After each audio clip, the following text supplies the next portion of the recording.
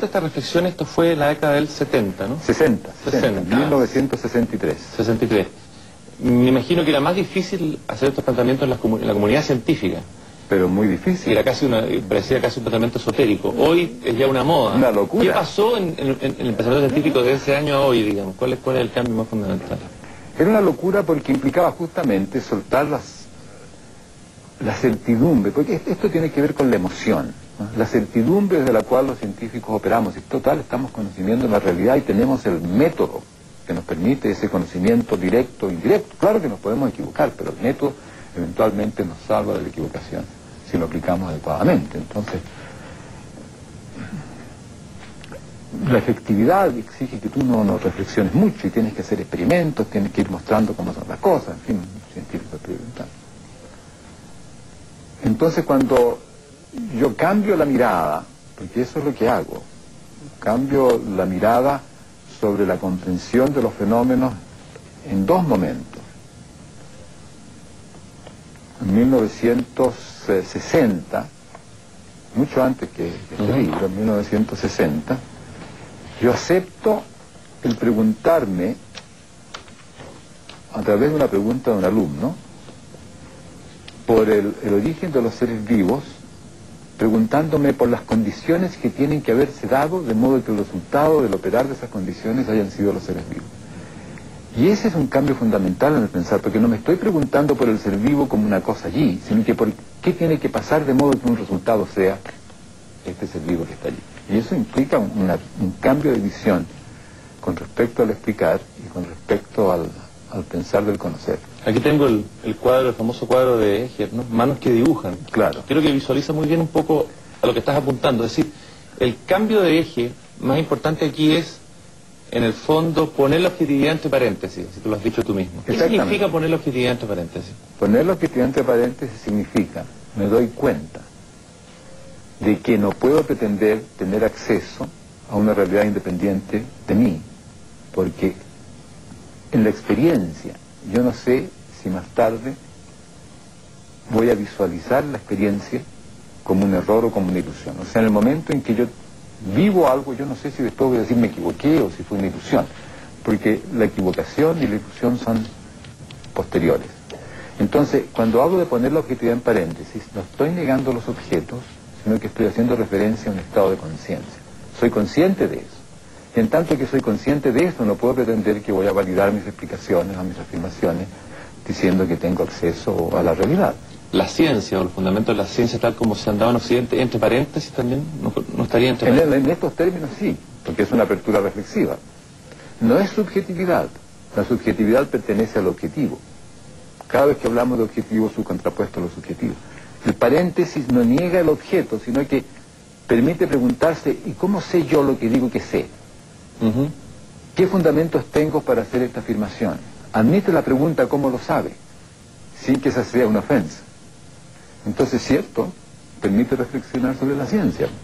¿Qué es esto del criterio de validación de las explicaciones científicas? ¿Qué es lo que valida? Etcétera. Se abre, por supuesto, toda la reflexión al pensar científico. ¿Esto tiene que ver o tuviste alguna conexión con el pensamiento heideggeriano de alguna manera cuando...? ¿Con Heidegger? Sí. Ninguna. ¿En algún sentido? Absolutamente ninguna. Él lo coloca también ahí hace en la filosofía, digamos. Yo no estoy tan seguro de que haga eso él. ¿Ya? Porque su noción del Dasein es objetiva. Su noción del Dasein es el ser ahí. La flor me florea. La mesa me mesea.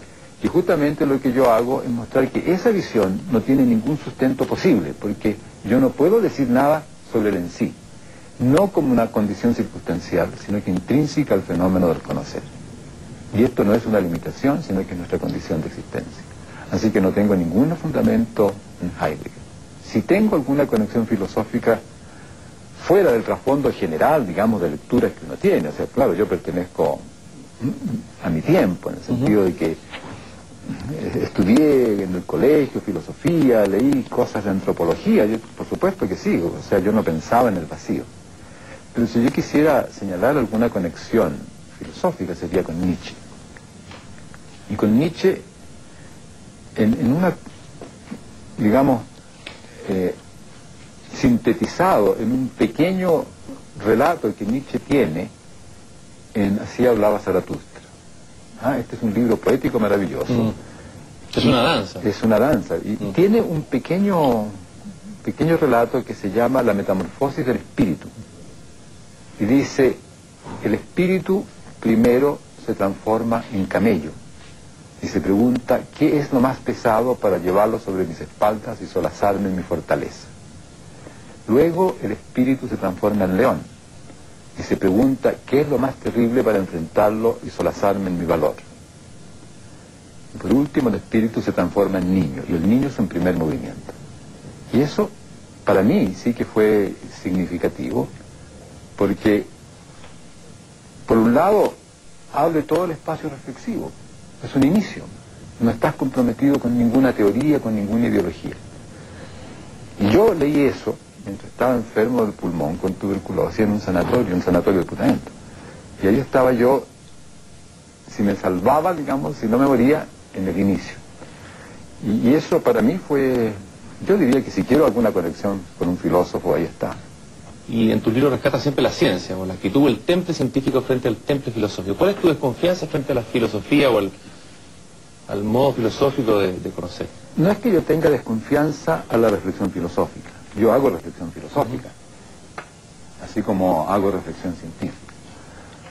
Pero yo pienso que hay dos clases fundamentales de teorías, que yo llamo teoría científica y teoría filosófica. No, la teoría es el constructo explicativo que uno propone.